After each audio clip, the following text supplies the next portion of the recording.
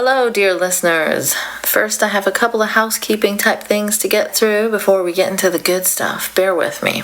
I hope you'll enjoy this episode of my brand new premium miniseries on the global far right. This will usually be available on my Patreon at the new premium tier or above, which I encourage you to subscribe at. Just head on over to patreon.com/nice mangoes, no Ian mangoes, and support a rare non-bro podcast today. Jokes aside though, many of you will have heard that my family went through quite an unbelievable tragedy last year. I don't want to go over the details again because it's still difficult for me to speak about, but if you want to know more, you can check out my episode titled Update from 2022. So anyway, that incident changed a lot of things for me as a freelance graphic designer because I simply didn't have the time or ability with everything else that was going on to hustle and chase the work as you have to do when you freelance. Plus, having a toddler took a toll on that work too. So a lot of income was lost. Anyway, not to bore you with the details of that, but basically, I'm at a crossroads now where I either have to start earning more doing this or do something else full time. I can't afford to keep this podcast going at the pace it is. It's just not worth the effort at the level of income it generates. I already put an update out for my patrons a couple of weeks ago as a heads up. So where I'm at right now,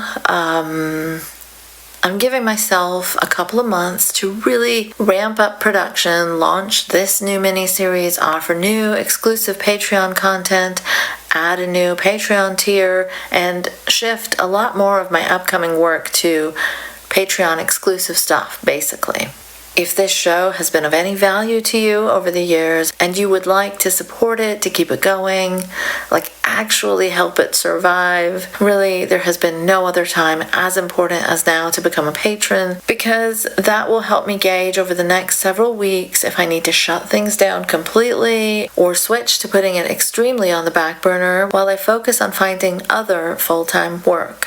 Or if I can actually manage to keep going by accelerating production and shifting gears a little bit. So in the next 2 months, I'll be at least doubling output and hoping that translates to doubling patrons, which can possibly buy me another month to try and double it again. But basically, if I don't triple what I earn through the podcast, at the very least, I need to shut it down after a wonderful run of more than half a decade. Actually, 8 years in February, so almost a decade even. Either way, though, I thank you all so much for your listenership and your support over the years. It's truly been a labor of love. I have enjoyed doing it so much, and I hope to continue, but we'll see where the next couple of months takes me. And speaking of support, other ways you can support the show and help it get a larger audience is to leave some good reviews. Give it 5 stars over at iTunes and Spotify. That is really so important.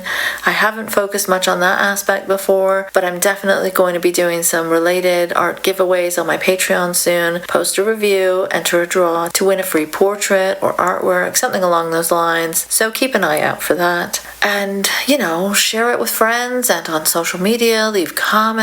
Other than that, if you'd like to commission some art, especially with Christmas around the corner, I am opening up my commissions after a year of not drawing much at all because I just couldn't. Pet portraits, human portraits, house portraits. So yeah, get in touch before the Christmas rush, ideally. If you have other graphic design needs or audio editing work, do let me know because gigs like that are also a big help. But I digress. Back to the show. In summary, I am on a real, actual clock for the first time. I would love to not shut things down. So if you can support via Patreon, that would be super duper helpful. If you're already a patron and you can bump yourself up a Patreon tier, that would be much appreciated. You will definitely get a lot more bang for your buck now that I'm ramping things up. But I know it's tough times for everyone lately, eh?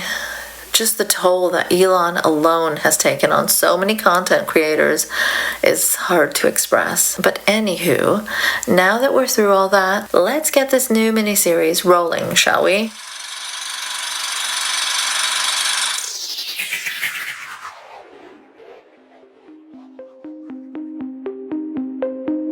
With increased, often instant connectivity through smartphones, social media, and endless greedy platforms only interested in clicks for profit, right at people's fingertips 24/7.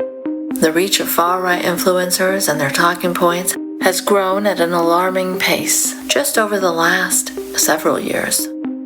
Throw a global pandemic and chaotic response to it into the mix, more isolation, more time spent online, and you begin to see a rise in conspiracy theories, various forms of online radicalization that definitely don't stay online. You see a growing mistrust of institutions, with not just right-wing and far-right talking heads exacerbating that mistrust, but centrist pundits too, often adding to the cacophony of hate and fear-mongering we are inundated by, making the mainstream right and far right indistinguishable from one another. With so many forces constantly chipping away at human rights and pushing the Overton window further and further right, things look pretty damn bleak, leaving us searching for answers during this unprecedented emboldening and coordination and echoing of similar talking points and tactics globally. I think it's important to at least try and understand the bigger picture of it all, to see the overlaps and alliances and the connections and the similarities in how the far right operates everywhere, really, before we can even begin to think about how we undo and combat these things. Which is why I'm doing this mini-series, so hopefully we can learn more through this together. In this first episode, we'll be taking a thorough look at what's been happening in India. This recording is from over a week ago, so the situation between India and Canada has escalated even more since then, with the Indian disinformation machine really shamelessly spreading ludicrous Alex Jonesian, unsubstantiated nonsense, like there being supposedly so much cocaine on Justin Trudeau's G20 plane that he couldn't make it to events because he was so, quote, high on drugs, according to an Indian ex-diplomat, who may have meant it as some weird tongue-in-cheek jab, but it doesn't really matter because a lot of right-wingers, both in India and in the West, have happily jumped on and continue to spread it like wildfire. Another Indian politician apparently threatened to nuke Canada on live TV, and just today I saw a ridiculous headline about Nijara, the Canadian Sikh separatist that Indian agents allegedly assassinated right in Canada, being gay and liking Trudeau. Just extremely non-believable bullshit that is escalating things for really weird reasons. But before we really get into it, I just wanted to give you a quick little summary of keywords that we use throughout the conversation so things don't get confusing. Let's see. Hindutva. This is an ideology of Hindu nationalism and supremacy. RSS is the far-right volunteer paramilitary organization that helps to systematically spread this ideology. BJP is the right-wing political party currently in power and is basically the official political party of the RSS. Dalit are people formerly known in the traditional Indian caste system as untouchable. Alright, there you have it. Now let's hear what's happening in India. Like, I did not have Canada versus India diplomatic battles on my bingo card. Right? It's wild. It is so wild. It is such a weird fight to pick. The conditions in the past few years have been a perfect storm for extremism, a terrorist attack, hate, the transgender community, and conspiracy theories pedophiles, the Satanists, to flourish around the world. we should unite our forces. a measure to advance a hardline Hindu agenda. Great Canadian truckers Join me as I try to learn more, one country at a time, Marine Le Pen considerably in another Polite Conversations mini-series, this time exploring the global far right. Hello Hello, everyone, and welcome to the first episode of my brand new miniseries on the global far right. Today, I'll be speaking about the far right in India with Associate Professor of Marketing Gaurav Sabnis, who teaches at Stevens Institute of Technology and is currently writing a book about the political marketing of Hindutva. Hello, Gaurav. Thank you so much for joining me today.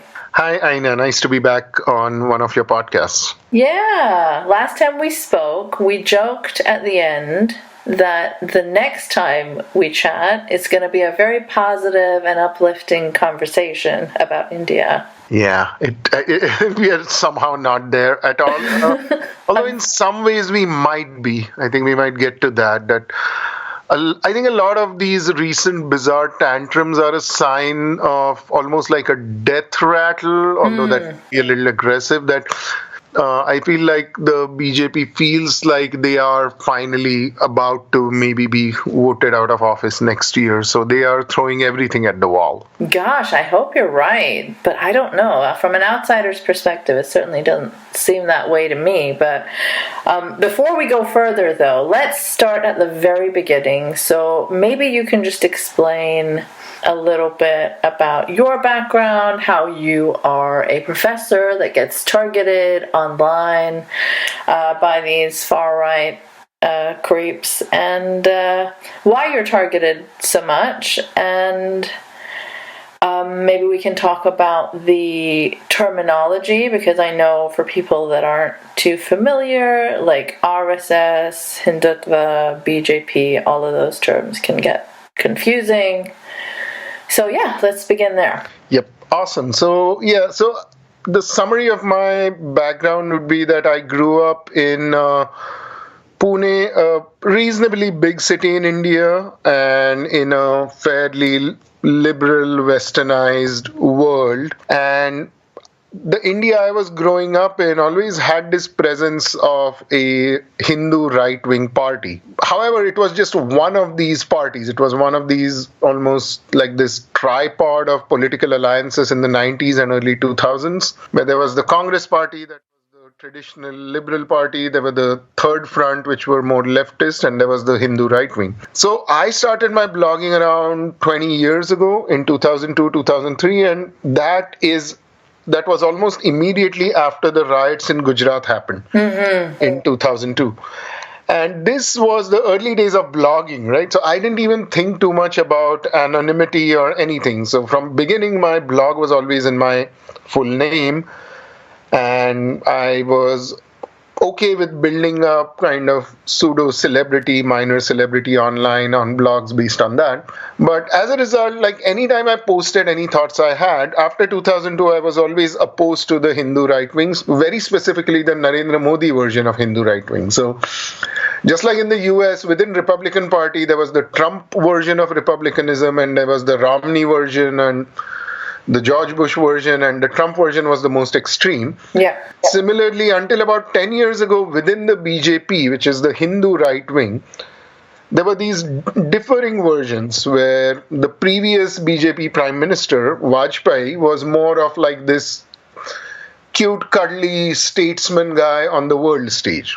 And like he wasn't putting himself in the spotlight. But at that point, Narendra Modi started changing the definition of right-wing Hindutva within India, going from something that was more ascetic, more simplistic, people who just don't do anything, to something more muscular. Muscular in terms of economic might, and also in terms of just flexing foreign policy dreams, where you think that just being really loud on the foreign policy stage makes you super influential, and like what China or Russia tried to do.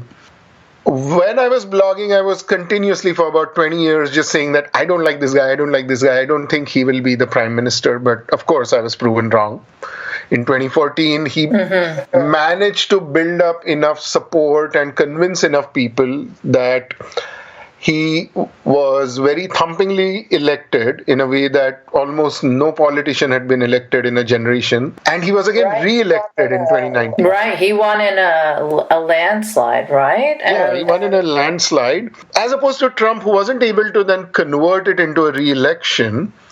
Modi seemed to go the Erdogan way, and that's why I always think of Modi as Erdogan in 10 years removed, where he's doing a lot of the same things that Erdogan does. That he realizes that this is not a fundamentally conservative country, but it is conservative enough that it can be manipulated to his purposes, as long as he can keep winning elections.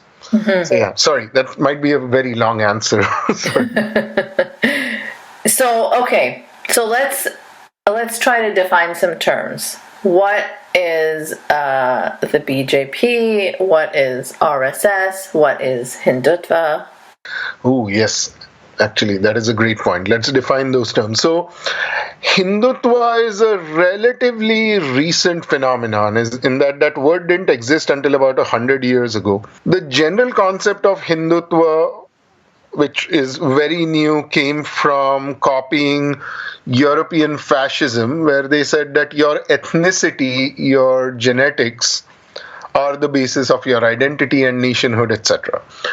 So the Hindutva people came up with this idea that, yes, just like the Europeans are superior and whatever else, we are also superior in our own way. And they started using that model to say that just like Germany is for Germans first, and there was the Britain First movement, and which is sort of coming back now. There was America First in America.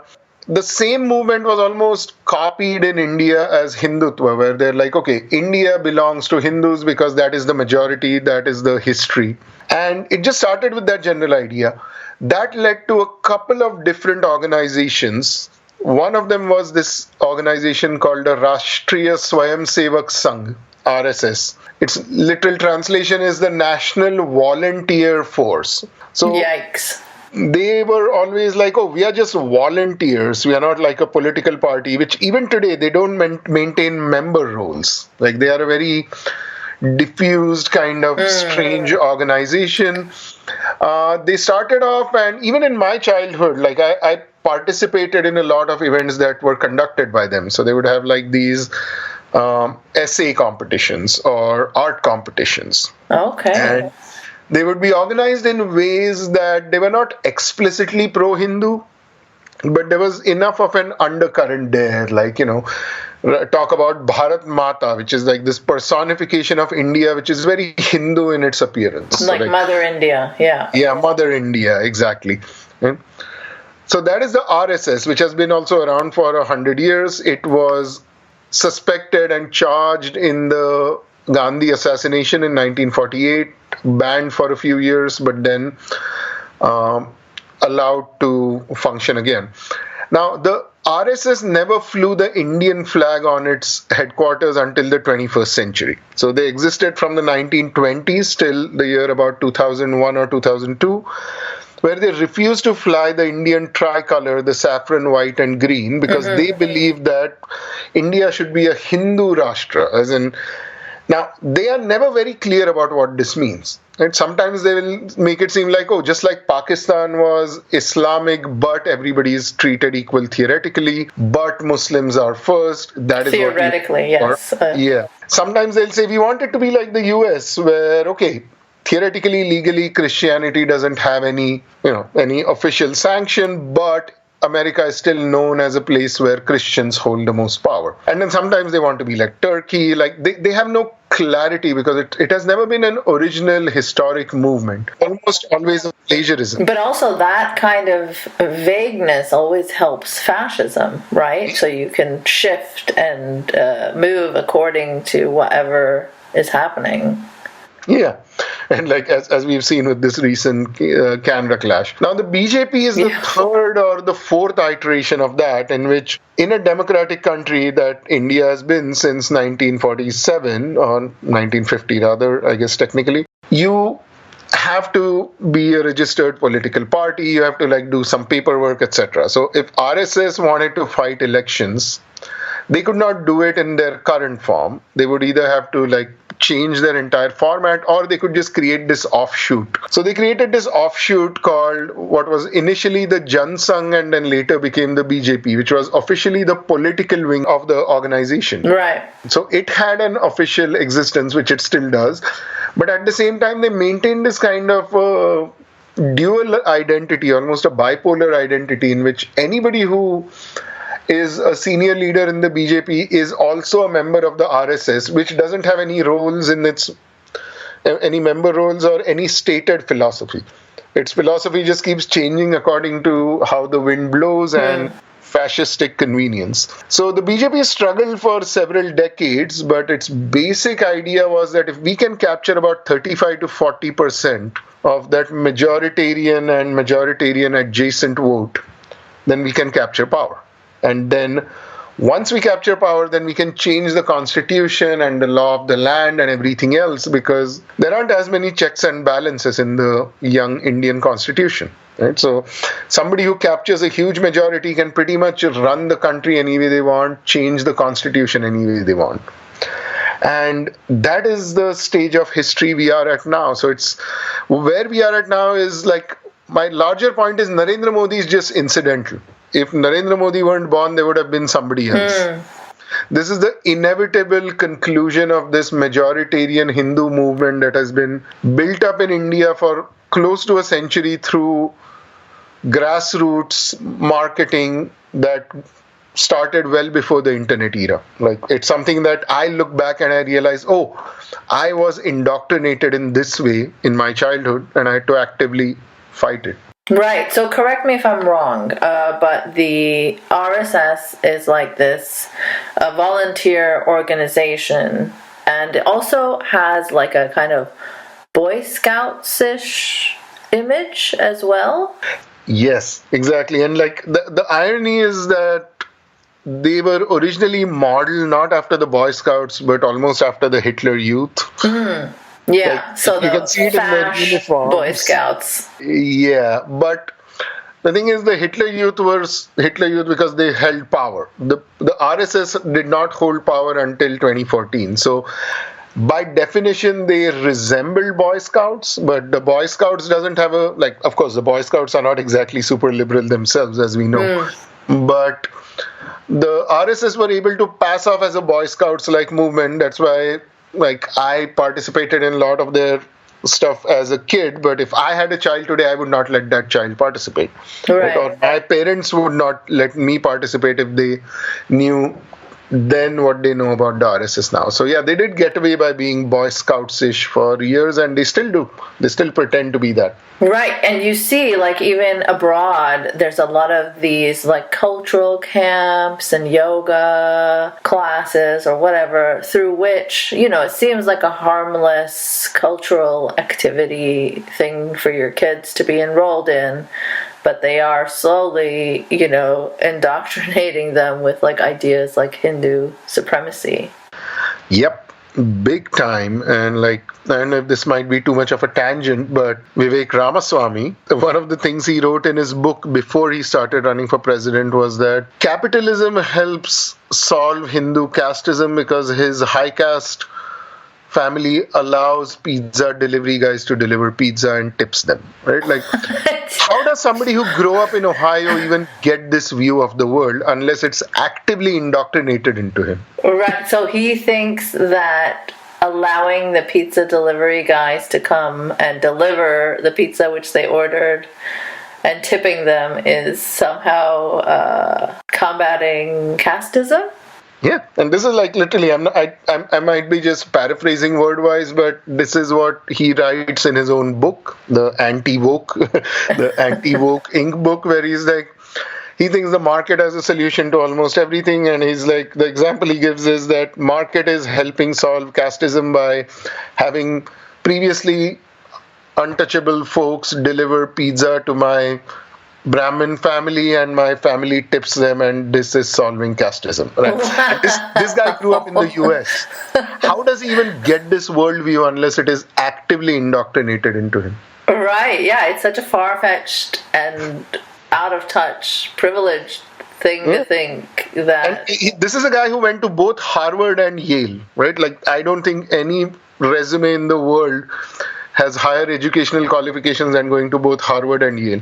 So this is a guy who went to Harvard and Yale, and he's saying this stuff. Yeah. I did want to ask you about the overlaps that we see between Trumpism and Modiism, and general overlaps with the Western far right, like this anti-woke stuff. Like, we'll get to the Trudeau stuff in a minute, but when you look up the tweets, or you just look up Trudeau on Twitter right now, you'll see a lot of tweets from Hindu nationalists criticizing him, but also using hashtags like woke ideology, or just ridiculous things that do not fit into this diplomatic weird spat that India and Canada are having right now. It's got nothing to do with wokeness, Yeah. It's just this broader strategy of continuous anger and grievance that any fascism works on. So that's how it was in the Trump presidency. There was some new drama every couple of days. Right. So that's what has been happening in India in the Modi years, where they have created, so part of it is very much Russian style, just sock puppets. Right. But I'm not going to say that it is entirely sock puppets. I'm not going to say that there is no organic presence of this ideology. So the organic presence is managed through telegrams and WhatsApp groups and things like that. So many times somebody is just copy pasting stuff on Twitter, not because they are a fake account or sock puppet, but because they are part of a quote unquote patriotic telegram or WhatsApp group. And they are told, go to this tweet, this anti-national person is saying this, post this response. Right?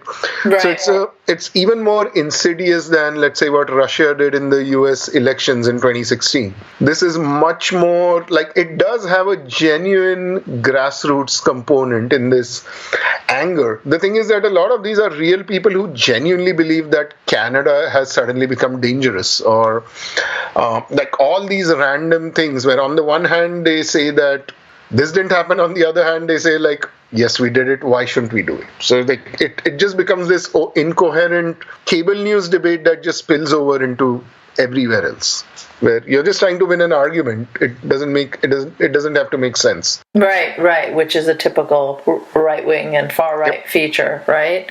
Yeah.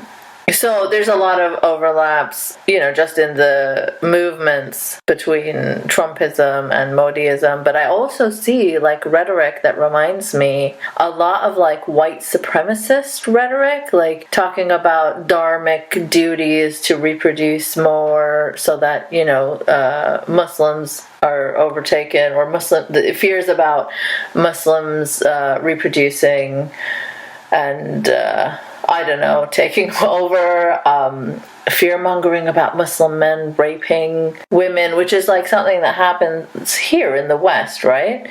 Yeah. And it's just shocking to me. I was watching this documentary in preparation for our conversation, that BBC one, the Modi question, that was posted on Twitter, I think, and then Elon's lovely hell site complied with censoring it, and now we see that he has a bunch of business interests in India, and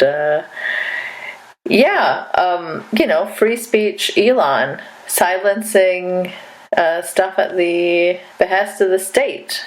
Yeah, and that is one of those things that a lot of Indian liberals or centrists try to minimize, which is how unprecedented the use of the Indian state has been in the last 9 years, but especially after Modi won re-election. So it started before. So what ends up happening, and I think this happens a lot with Trump versus George Bush versus Reagan as well, that you say that Trump is bad in a particular way and somebody will say, oh, well, this was always happening.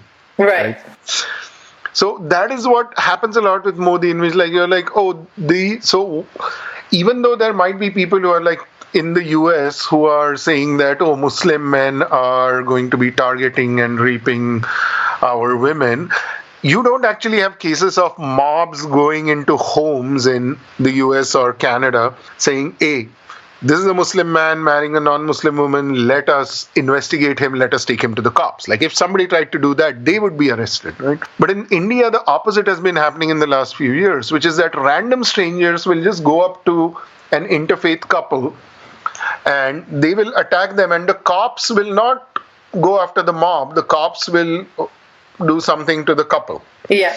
So it has been officially, it's like, I keep giving these parallels to 1930s Germany before the Holocaust started full on, but there is like this parallel to Nuremberg laws, where in the Nuremberg laws were doing exactly the same thing, where they were slowly empowering people by just saying that, oh, all these extremely wealthy and cruel and huge Jewish men are seducing our Aryan women. Which, Right. as history knows, was just not happening, because first of all, just 1% of the country was Jewish, and even among them, there weren't that many couples. It's a similar thing in India. Like in India, 90% of Indians marry within the same caste. Like forget the same religion. Yeah. 97 or so percent of Indians marry within the same religion.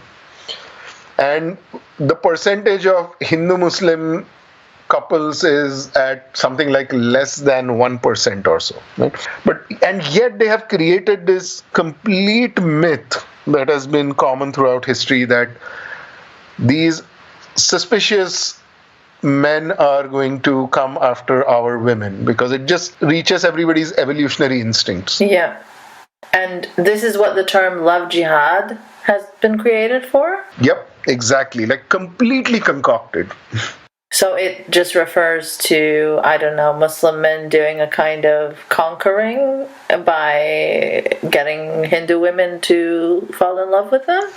Yeah, so the one thing that we are taught, and I'll be honest, when I was a teenager and maybe a young college student, I would have also believed this, was that we were told that if Muslim men convert a Hindu woman and she becomes a Muslim and they marry, then the Muslim man gets a lot of, like duas and everything, and he'll go to heaven and all that. I later realized that just is not even technically true, right? Like that there isn't as much of an incentive on proselytization in Islam as there is in Christianity. Right. But somehow Hindus believe there is. That there is this huge roving gang of Muslim men and just Muslims in general who want to go around converting our very good-looking Madhuri Dixit type Brahmin women and just convert them into Islam. To what end, nobody exactly knows. It is just the same thing with Emmett Till in the US. It's the same thing that they did with the Nazis. Like, it is that same thing that whoever we hate, their men are coming after our women. There doesn't have to be any more logic than that. Yeah, it's like the oldest fasci trope there is. But, these things, they succeed because maybe sometimes they're kind of built around a tiniest grain of truth. And it does happen in Pakistan that there are forced conversions, right? The far right there is fucking horrific as well and targets Hindus, but it's certainly not as organized or polished or large in numbers as the Indian far right, which seems to be building alliances with far right politicians around the world as well, which is horrifying, Like, at least we can all agree that jihadists are trash, right? I think nobody is fooled by them. Nobody thinks they're slick, except for others who believe that stuff. But yeah, so this love jihad stuff is horrifying. And then the other thing that's so similar to Nazi tactics is like targeting Muslim businesses, right? Oh, yeah. Muslim businesses, and even now, like this is almost breaking news from yesterday, also Dalit businesses. So Dalit are farmer untouchables. So there was this unprecedented decision where, in India you have this ration card. It's kind of like it gives you a certain amount of subsidized grain or supplies a month. And in one particular village, that shop was owned by a man who's Dalit. And a lot of the villagers said, we don't want to buy stuff from a Dalit. Like just straight up in the year 2023, they would just say, we don't want to buy something from a guy based on what he was born in. While they simultaneously claim that casteism is over. Exactly, right? And that's why the hypocrisy is very baked into Hindutva or any fascism. Now, in the past, the Indian government would not have encouraged this because the Indian government, the constitution, was written by people who wanted to eliminate casteism. They probably did not want it strongly enough. It's kind of like a parallel to the US Constitution that it was written by people who were probably not fans of slavery. They just didn't try hard enough to get rid of slavery. It's the same thing with casteism in India, that it was written obviously by Dr. Ambedkar, but he had to get agreement from everyone else. But the Indian state was still saying that, no, you cannot be casteist. Like, that is one thing you cannot be. But what happened literally yesterday was that the top bureaucrat, who is completely under the control of the government and under the control of Modi, gave this exception to the villagers, saying that, okay, if you don't like this vendor, you can go to a neighboring village and get stuff from there under the name of freedom, just like freedom of religion or freedom, whatever is used to push other kind of bigotry. So this is for the first time I've seen in my life, and this just happened yesterday, the Indian state officially sanctioning anti-caste prejudice as government policy, right? Like, we always have these fringe elements in any society who will do a lot of extreme shit. Like, we have 1.5 billion people, so even 0.01% of us is a lot of people. But the state officially sanctioning every such expression of regressive identities and bigotry is unprecedented. And I don't think the world is fully realizing the scope of it. Canada is finally, but yeah. Yeah, I mean, when I was looking for that documentary to watch, it was very hard to find. And I mean, I found it, but like, it just put everything into perspective. Like, obviously, I've talked to you before, and I understand that the Hindu far right and Hindu nationalism is, getting scarier and scarier. But to watch that 2-part documentary, I was really blown away. If anyone listening is looking for it, it's the BBC one called India, the Modi Question. And just to see everything laid out together in like one thing you can consume, it was just horrifying. From the state participation almost in the Gujarat riots of 2002, I knew it was bad, but I didn't know how blatantly politicians and cops were told to do nothing and look the other way when people were being literally butchered and chopped up in the streets. And they did nothing. Yeah. And then, like, the judge, jury, and executioner is all them also. So when all these investigations happen into their complicity, into Modi's complicity, apparently he received phone calls personally, which he denies, of course, but from a Muslim former MP who was, like, being attacked in his home. Yep, Hassan Jafri. Yep. People did nothing. And, he was killed in the streets, and just like horrifying shit. And then they say in the investigations, the Supreme Court found no evidence. And the cops say, there's no evidence, but it's all because they're all working together. And then you see the cops, they're filming people that they're beating themselves and then forcing them to like sing the national anthem. I have no words, like, that is just blatant fascism in the streets. Like, imagine seeing someone of a different religion and just like beating them, and as they are laying in the street, you're filming because you're proud of this for some reason as a cop, and then you're asking them to sing the Indian national anthem, which for some reason you think they wouldn't know because they're not really Indian in your eyes. And it is something that has been actively normalized. Like, in the sense that there was this article that came out a few years ago, just soon after Trump lost the election to Biden and before the Jan 6th by Adam Gopnik, in which he said that we keep asking how democracy devolves into fascism when we should be asking the opposite question, that what makes democracy happen in the first place? Because our natural state is fascism, just following one leader and suspecting anybody who doesn't look like us, right? So we have to actively keep kneading that dough of democracy, not preserve it like a pickle. And I see that happening in India because when I was growing up 20 years ago, the mainstream opinion did not like Modi at all. He was considered, when all this was happening in 2002, he got away with this almost always by the skin of his teeth, institutionally, for various reasons that sometimes he was just lucky, where honestly, when in 2004, when the Manmohan Singh government came in, they could have just dismissed his government and gone after him big time, but maybe they feared there would be a political fallout, so they didn't go after him. So it's like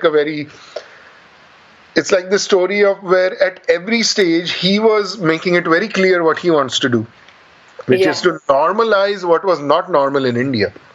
Because even in our worst times, even during the Gujarat pogrom in 2002 or what happened in Mumbai in 93. Throughout that, there was this collective sense that this is not a good thing to happen, right? We should not be killing each other on the basis of religion.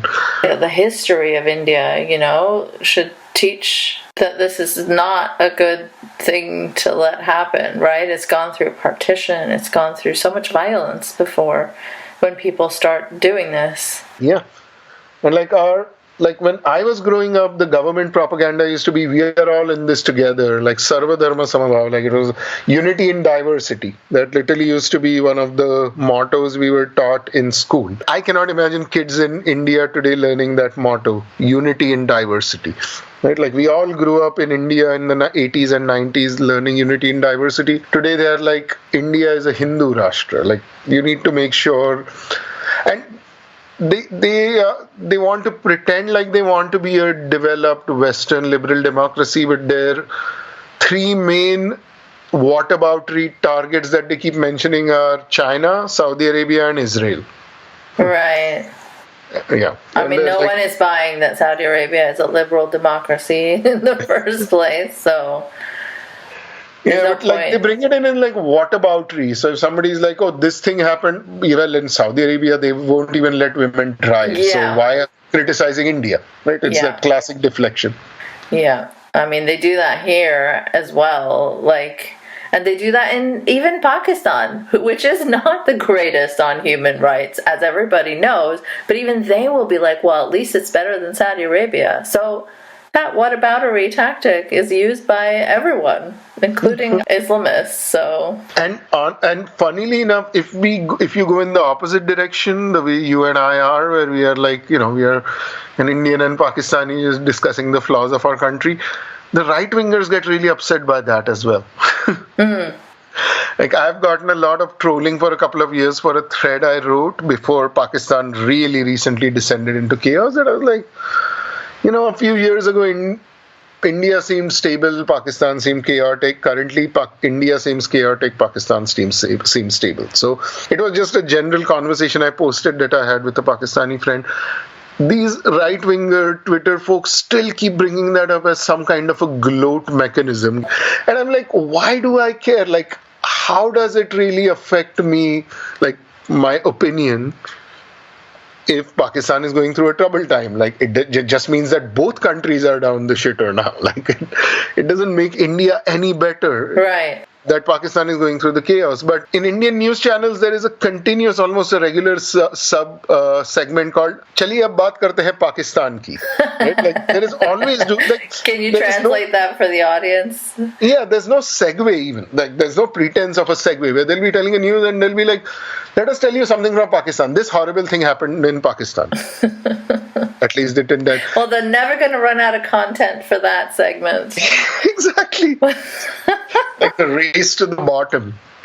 Yeah. Among both India and Pakistan. Seriously. I mean, I don't know. So what you're saying is that the Overton window has very much shifted within your lifetime, right? Extremely, yeah. And within the last, I'll say even 9, 10 years, but yeah, it was done very methodically, like when I look back at it. Yeah. So, I mean, I was just listening to some of the things that are captured on camera from the extremists, and they may say, like, oh, at least we're better than ISIS or whatever. But they don't sound that much better because they are out in the streets with axes saying these axes are to chop off the heads of non-believers. They are like trying to check men to see if they're circumcised or not. And just like fucking horrifying shit. Like, how is that better than Islamist terrorists? Yeah, and it is not at all better. And if you dig deep, and as I've done with many of my people I grew up with, relatives, etc., who subscribe to this philosophy, if you dig deep, you will see that there is no moral compass or a moral thing there other than just pure old-fashioned tribalism, in which they all just believe that all us Hindus are the ones under threat, Muslims are the biggest threats, and then in any order we prefer, China is the next threat, America is another threat, woke people are another threat, and this is something that has been built up over the years slowly, but then social media just took it to a whole other level. And my dad explained it in a really good way, in which he said that before social media, if you knew this one annoying guy who keeps pushing extremist ideology,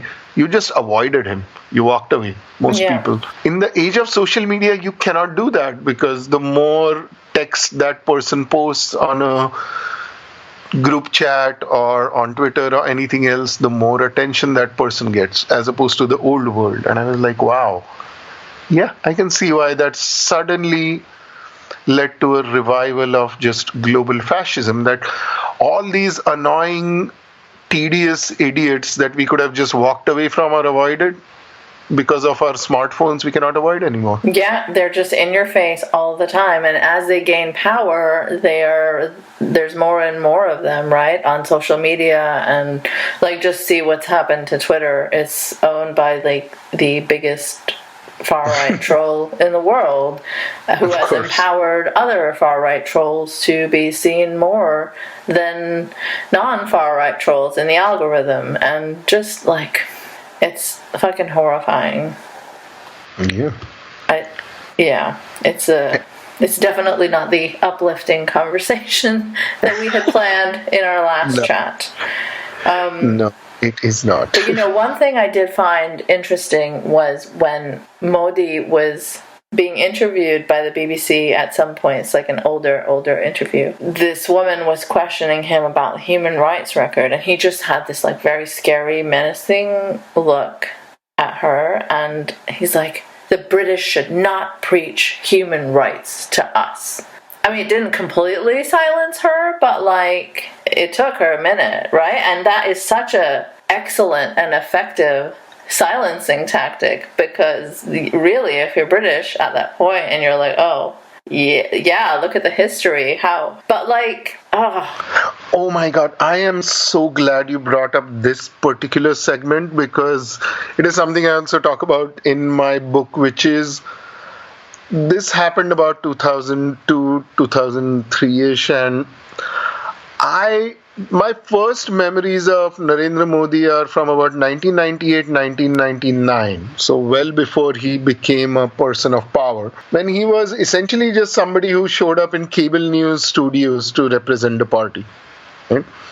And he was a lifelong functionary. And even in that, back then I was one of those college students who was a political junkie, and cable news was new then in India. So I used to watch a lot of it. So 98, 99, 2000, like when I'm a 19, 20-year-old, I'm seeing this guy who just comes, and I see that he's just continuously deflecting, and he is just doing so much theater, right? Because that was his job. He was the party's guy on cable TV to not lose a debate. He had done nothing else in his life other than that. And then he was made the chief minister of Gujarat. Like, he had not even run a tiny town or a company or a village or anything before. He had just been this kind of a guy who goes on cable TV or gives messages or whatever. And he was made the chief minister of Gujarat. And that is kind of like this random promotion that he got. And his only skill, literally the only skill I've seen him have, is how to manipulate the media. How to put Which is on like an Trump, act. right? It's exactly like Trump. And yeah, that's where I was going. I was like, that is the biggest, like, there are a lot of differences between Modi and Trump. But one thing that is common is that their main and arguably only strength is they know exactly how to push the mainstream media's buttons. They know exactly what to say to make the questioner back off most of the time. They know exactly what to say, how to change the narrative. And that is the only thing that Narendra Modi has been doing since he became the chief minister of Gujarat and then 12 years later became the prime minister of India. Like, that is like, even with what is happening with the whole Canada thing, those of us who are not inside that cocoon are baffled. Like, oh, really? Canada is a security threat now? But within his cocoon, people will actually buy it. People will say, oh my God, let's not go to Canada. It's super dangerous now.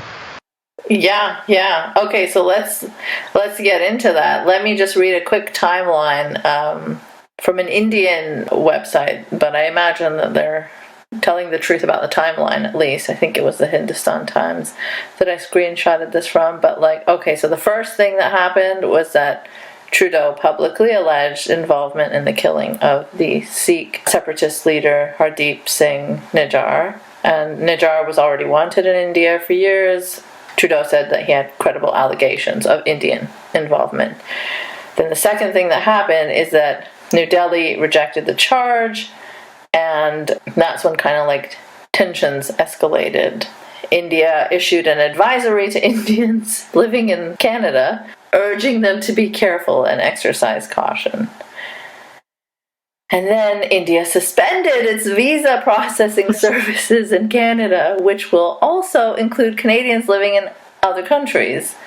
India then asked Canada to reduce its diplomatic presence in India.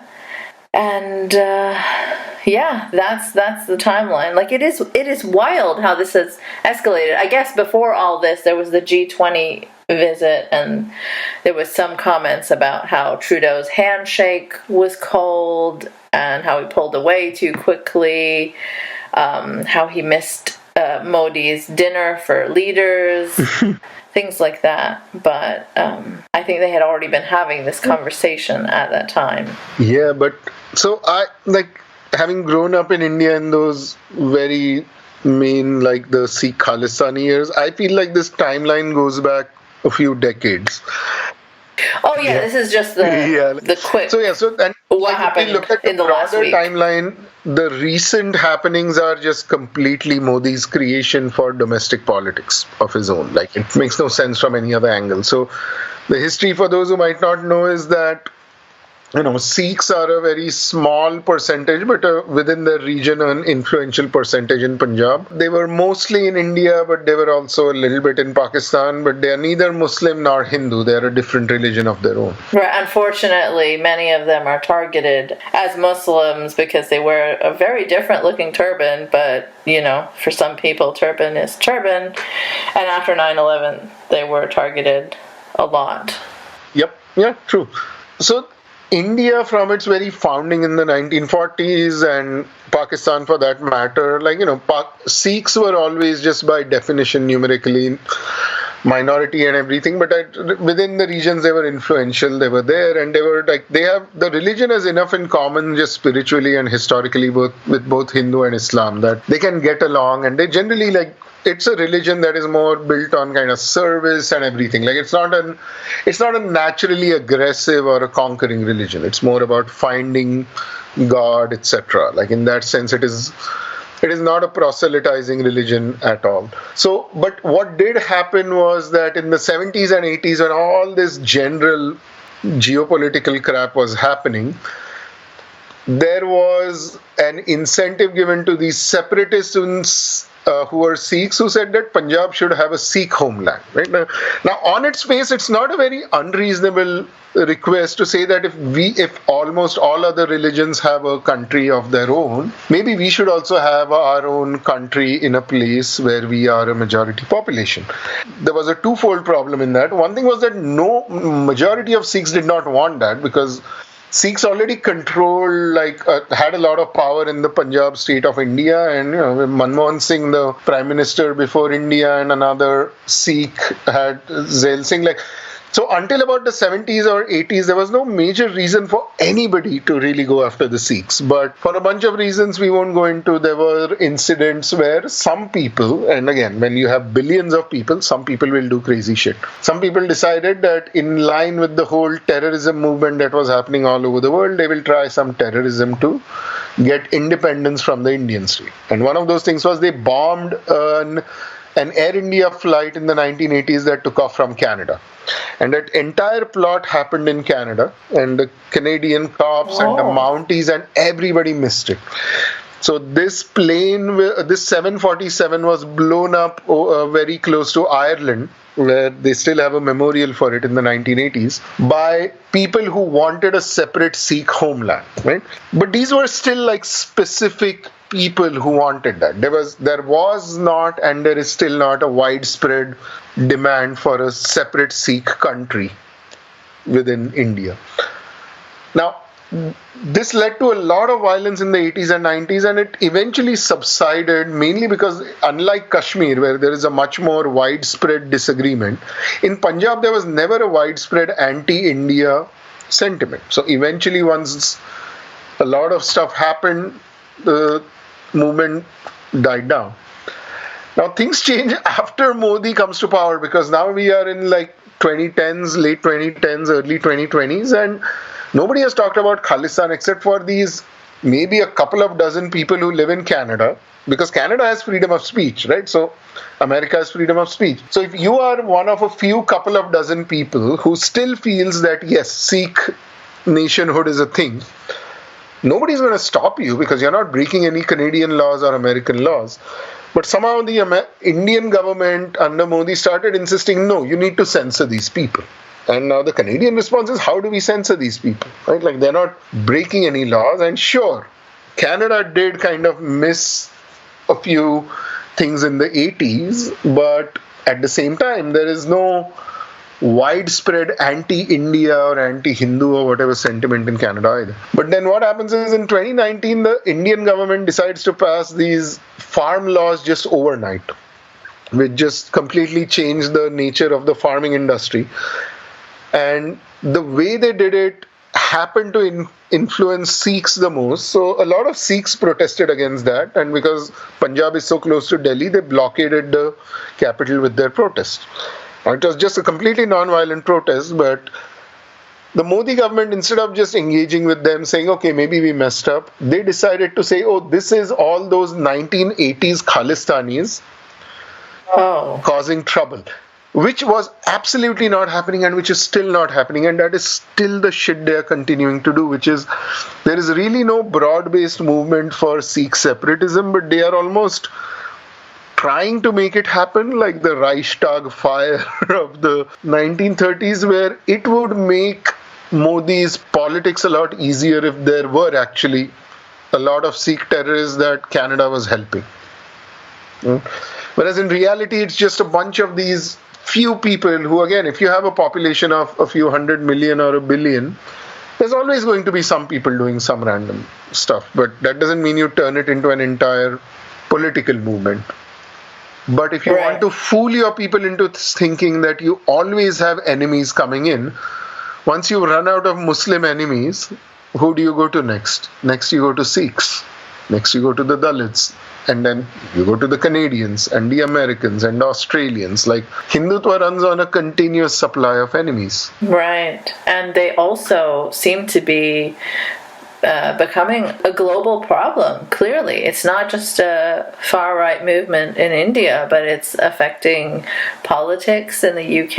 I think last year there was riots between Hindus and Muslims after a cricket match in Leicester in there was like effects of that in the local politics.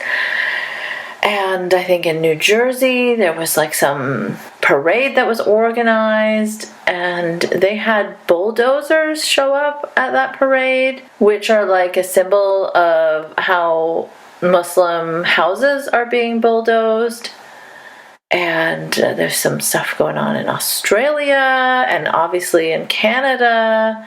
You know, people ignore this at their own peril because it's getting worse and worse around the world. Yep, like that's why I keep whenever I make this parallel, a bunch of people will obviously say, "Oh, you're doing the Gordon's law," or like of course the easiest parallel to make is the Nazis or Hitler, right? Or I'm like, there is so much clear, substantive, direct parallels here in that in every single one of those instances you mentioned, like Australia, UK, the US, and now Canada, in every single instance, there is, like, I don't think there is even a general awareness of who the Indian Prime Minister is. Right? Like in the general public. I don't think people would know, like maybe 10-15% of Americans or Britons or Canadians or Australians will know the name of the Indian Prime Minister or what even India is up to. And yet, they have created this almost serial phenomenon suggesting that there is a global conspiracy in which they have, again, another plagiarism of their fascism. George Soros, who's like 95 years old by now. Apparently, George Soros is doing all this. Right? That's an Indian conspiracy as well? Oh, yeah. You did not know this? Yeah.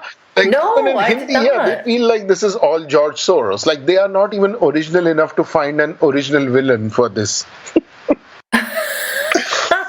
They feel everything is happening because of George Soros. And so you see how, like, everything affects so many groups, right? You think it's just coming after the Muslims, so maybe you won't say anything, but it's not. Eventually, it's coming for other Hindus, it's coming for the Jews, it's coming for Christians, it's coming for women and feminists and trans people, and, you know, like, it's so important to push back and speak up, even when it's targeting a group that doesn't affect you. Like myself, I'm not Muslim, but I am of Muslim background. I don't practice, I am godless, but I am horrified when I see how Muslims are being dehumanized around the world, because, you know, when the fascists come for me, they're not going to check if I'm an actual believer or not. It's just, you know, I've got the Muslim in me, and that's bad enough. Yeah, I completely agree. And like, for me, it is like two sides of that coin that point the same way, in which that one thing is exactly what you said, which is that eventually they will come for everyone, including me and you, which is a self-preservation instinct. But on the other side is also, like, I know we ended our last conversation on a positive note, but like having lived in New York City or having visited Toronto or, like, you know, all these cities where we have so many religions, so many races, and everybody, like, you walk by on one block and you will see like 10 different colors and 10 different religions, and everybody gets along, right? Like, New York is the city that has had literally the biggest Islamic conducted terror attack in history, and 10% of the city is Muslim. There are halal carts on every block. There are, like, Muslims everywhere. Like, there is no systematic, like, I'm sure there are definitely anti-Muslim bigoted incidents, but there is no structural, systemic, political targeting of Muslims in the city where literally 9/11 happened.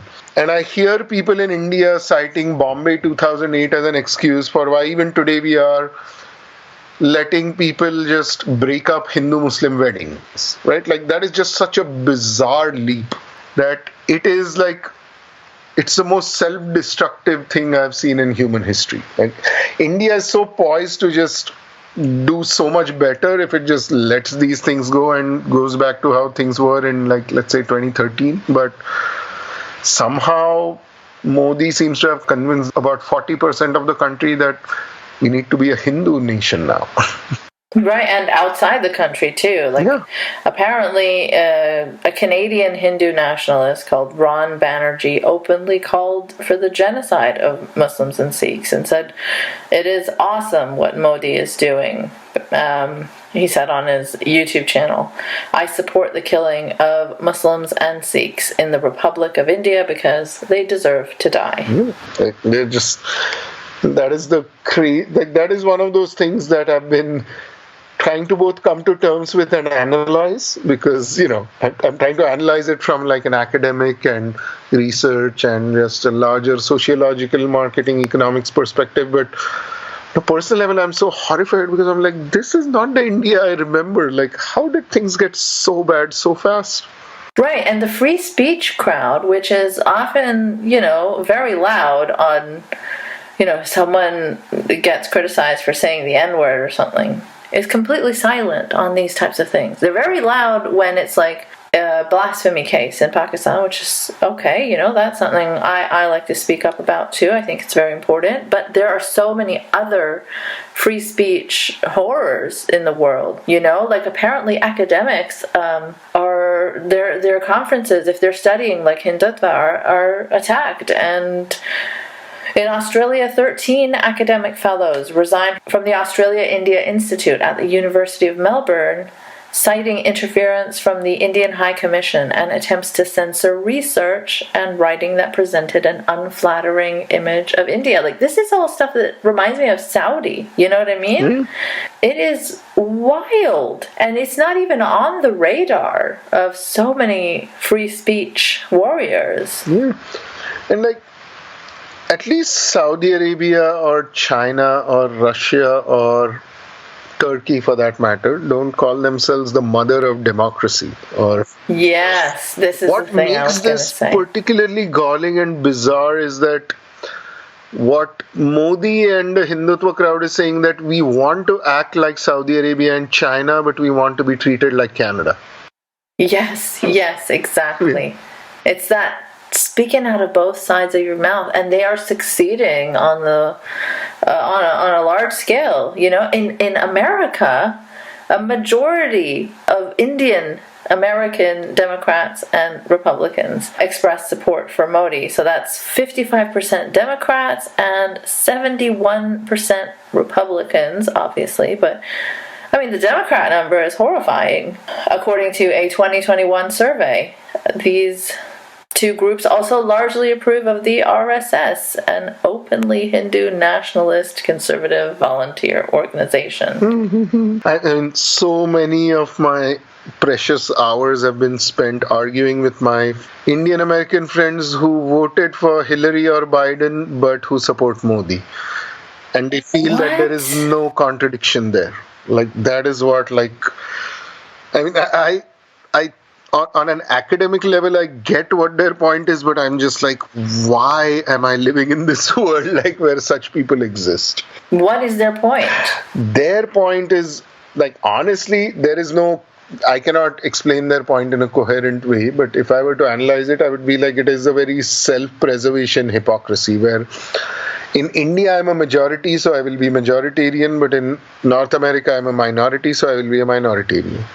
I see. Okay, so that's something, that's a phenomenon that happens in Pakistan and amongst Pakistani expats too. Yeah. So, Yeah, but like the thing is that until now, there was no clear conflict between the liberal side in the US and the conservative side in India, or let's say the liberal side in Canada and the conservative side in India. But it looks like the Hindutva people are picking this fight. I don't think, like, looking at what Trudeau did, for months, it feels like Canada tried to just resolve this situation low-key.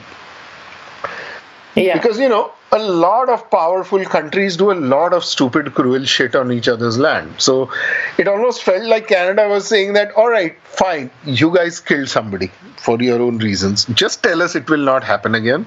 Just get rid of this and let's just move past it. And it almost seems like India was not even ready to do that, like, at least, or Modi was not even ready to do that. Modi's thing is he wants to have his cake and eat it too. He wants to be like, this is a completely made up charge, but also, let's say we killed him. Why shouldn't we have killed him if America killed Osama bin Laden in Abbottabad. Like, that is the cable news level discourse that the next year's election is going to be fought.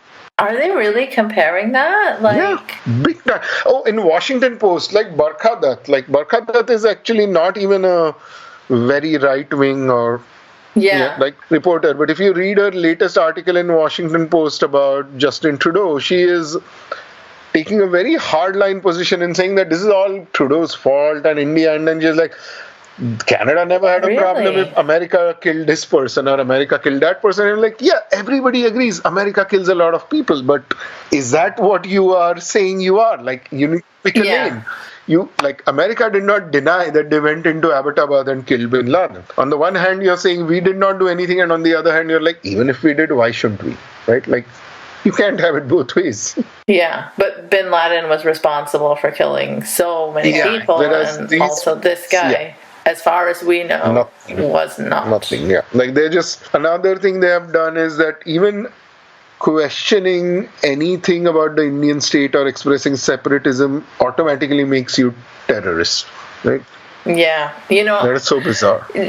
it's so scary. Like, we had this conversation scheduled before this news was out, but like, it freaked me out a little bit. Like, that India can have Canadian citizens just murdered on Canadian soil for being critical of the state. And it's scary as fuck. Like, I'm pseudonymous at least, but you are not. Yeah, but in my case, like, I've said this on Twitter before and other podcasts, which is like, that ship for me has sailed along back, so everybody knows my name, everybody knows where I work, and if anybody, like, my office is pretty much public knowledge, so.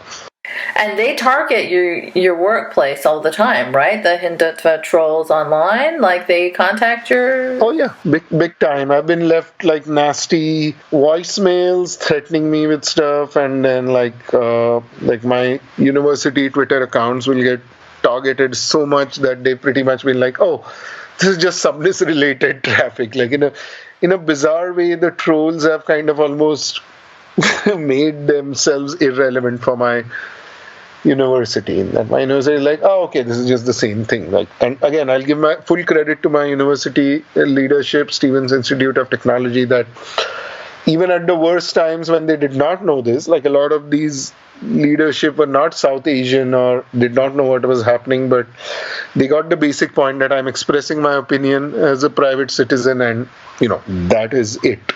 And like, there is nothing more, because people would be sending stuff like, oh, we will tell Indian students to boycott your university.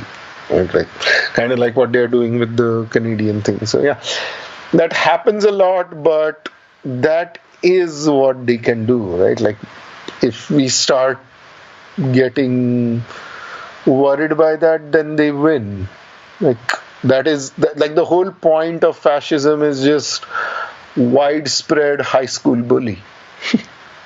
Right. As a Pakistani Canadian, I'm like never getting to India, am I? No. Like, it is my ancestral homeland, but I've never been. And I always, have wanted to go. And before, when we were kids, we only had a Pakistani passport. So obviously never thought we were going on that. But even looks like with a Canadian passport, I'm not going. Yeah, and like, these days, I guess you're both missing something but also not missing much, in the sense that things have just gotten so tense. Like, I heard this, like, it's a random tangent, but I heard this from a friend in Florida that, like, since DeSantis went on his DeSantis thing, like, Florida is just not as pleasant or nice as it used to be. Everybody's just on edge, like, what side are you on? And India, the last few visits, like, until a few years ago, I used to tell people, yes, you should totally visit India, you'll love it, but I feel that we are in a stage where if you cannot visit India for a few years, you're not missing out on much. Like, this might not be a time when you want to be in India too much. Mm-hmm. Yeah. Because like we're literally lynching people over random stuff, and nobody is facing any consequences for that. Like, one thing I contrast with a lot of my liberal friends is that over 1,000 people for January 9th, including Donald Trump himself, have been For January prosecuted. Yeah. 6th? Sorry? For January Yeah, 6th? Jan 6th. Like, we have so many people that the American state or the American system has held accountable for what they did. Whereas in India, for the last 9 years, if you wear the color saffron and if you call yourself Hindu, you can get away with murder quite literally. You can get away with gang rape. You can get away with murderous gang rape, as there was that story you might have known where... On the bus? No, the 11 people in 2002 during the Gujarat riots gang raped a pregnant woman and murdered her baby by bashing her on the floor and her family members, and they were convicted finally after a few years, and they were in jail. And earlier this year, the Modi government released them on humanitarian grounds. Wow. Even though they never expressed any repentance, right? Like, generally the standard, if you're pardoning somebody, is that the person has to express repentance for what they have done. Right, yeah. These guys were like, no, we were completely innocent. So these are guys who were overwhelmingly found to have done this, who killed a baby, who gang raped a pregnant woman, who killed a bunch of other people. They were not only released, they were garlanded, they were welcomed to BJP party meetings. And one of the reasons offered was many of these men were Brahmin. Like, that is literally the official reason given for releasing them, that, oh, these are Brahmin men who have been showing good behavior, quote unquote. Wow. Like, they didn't cause any riots in jail, so they should be forgiven. So when you build a system like that, what is the message you are sending to the psychopaths of the next generation? Yeah, that they're free to do what they want. And the cops will help them. The government will help them. If you're a violent person, if you're somebody who has any tendency to hurt people, which we have, like we just as a species have a small majority of, they are being sent a message that as long as you wear the color saffron and say you like Modi and BJP, you can get away with anything, not just murder. Yeah, it's kind of like how Trump refused to... What did he say when he was asked to condemn the Proud Boys? Yeah, good people on both sides. No. So there was the good people on both sides thing, but let me just look this up because... Yeah, I think he said, like, stand by. Oh, yeah, stand by, yeah. That clear signal. Yeah, and then before he was elected, he was asked to condemn the KKK, and he was like, I don't know who they are, or something. Like, he wouldn't denounce them. The KKK. Yeah.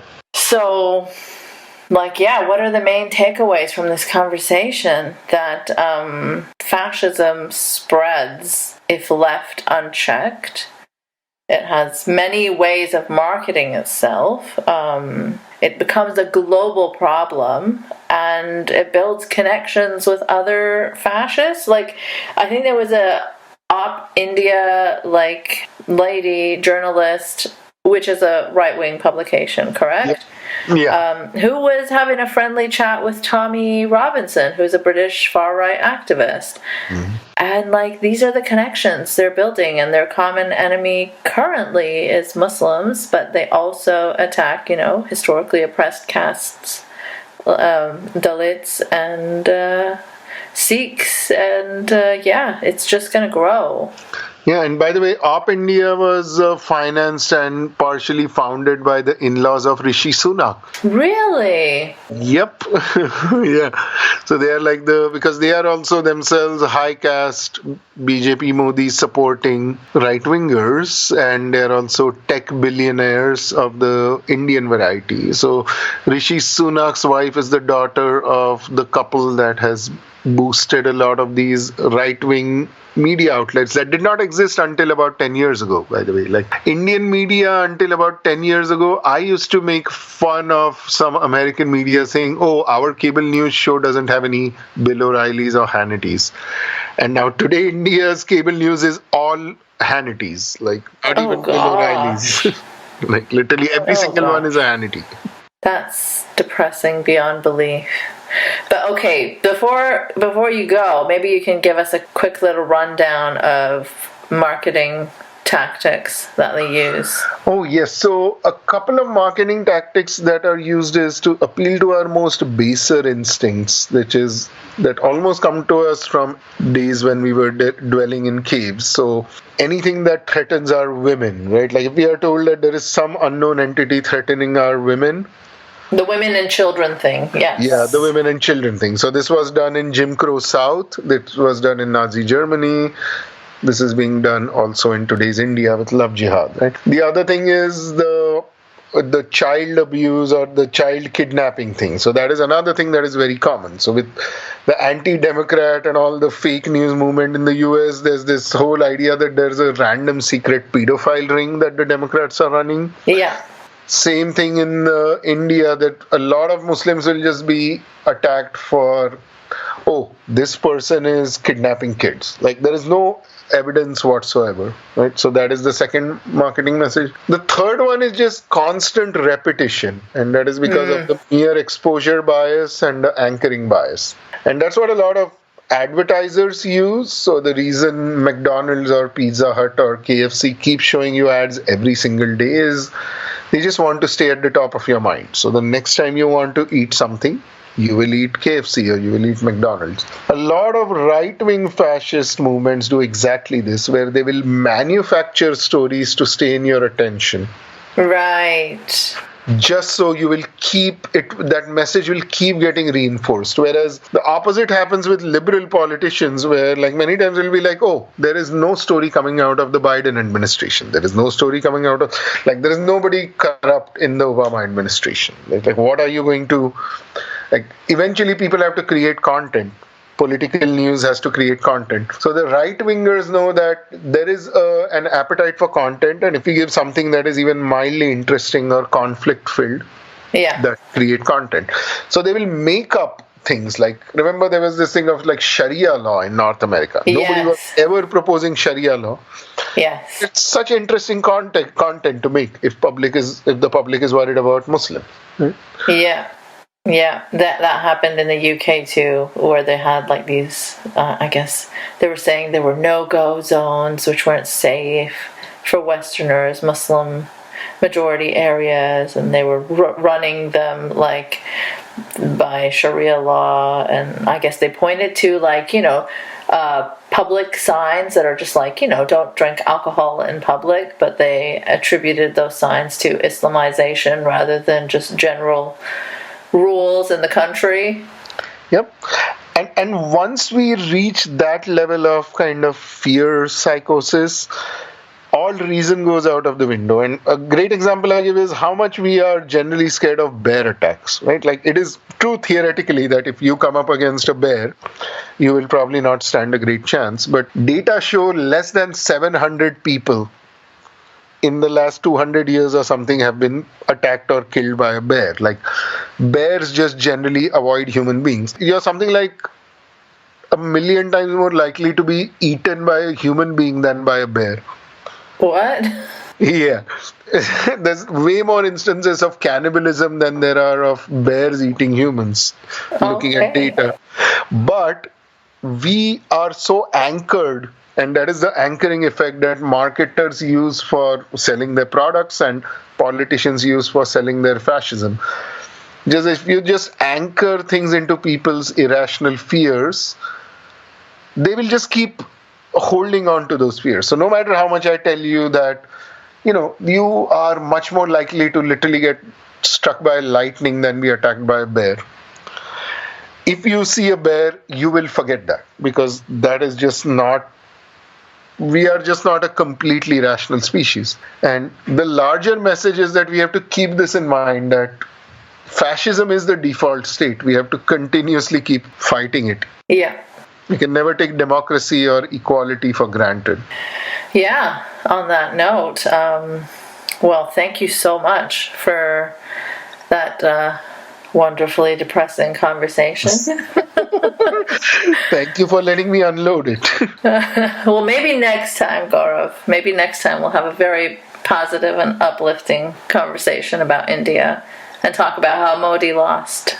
Yes, hopefully. And that is one thing that I'm very seriously, strongly, actively hoping to influence as much as I can. Again, I'm not an Indian citizen, so there's a limit to how much I can do. But Oh, you gave it. Oh, I guess with the U.S.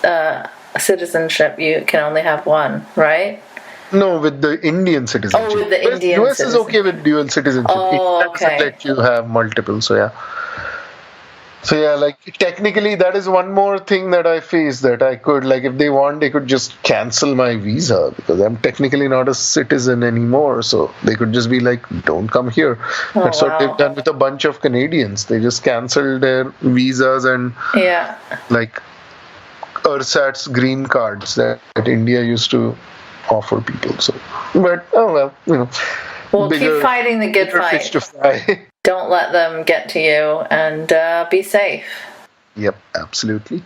Always taking care. And this was again an amazing conversation as always with you. And thank you for letting me ramble so much. Yeah, no problem. It's always fun to hear what you have to say. Thank you for listening to this mini-series on the global far right. And thank you for supporting the show. It's because of listeners like you that I can continue to produce specialized content like this. Do get in touch if you think you or someone you know would be a good guest for the series. nicemangoes.blog@gmail.com. No E in mangoes. There are still a lot of countries I'm looking to cover.